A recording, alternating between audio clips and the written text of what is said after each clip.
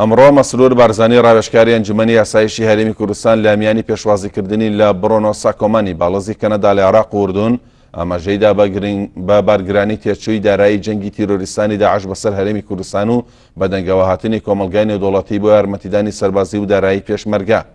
لە دیدارەکەدا هەردوو لابی ڕایان لەبارەی بەردەوامی هاوکاریە سەربازی و دیبلۆماتەکانی کەنەدا بۆ هەرێمی کوردستان و دواپەرەسەندنەکانی جەنگی دژ بە تیرۆریستانی داعش گۆڕیەوە.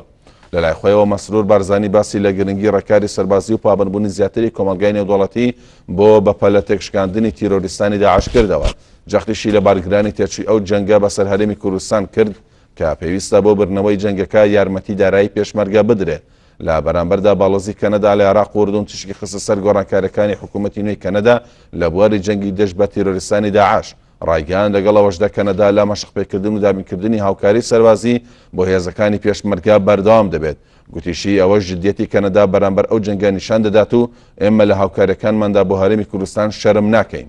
بەردەوامبوون و تۆکمەکردنی پەیوەندی دخۆڵی نێوان هەرێمی کوردستان و کەنەدا لە بوارە جیاجیەکاندا و پەرەسەندنە سیاسەکانی هەرێمی کوردستان تەوەرێکی دیکەی دیدارەکە بوو.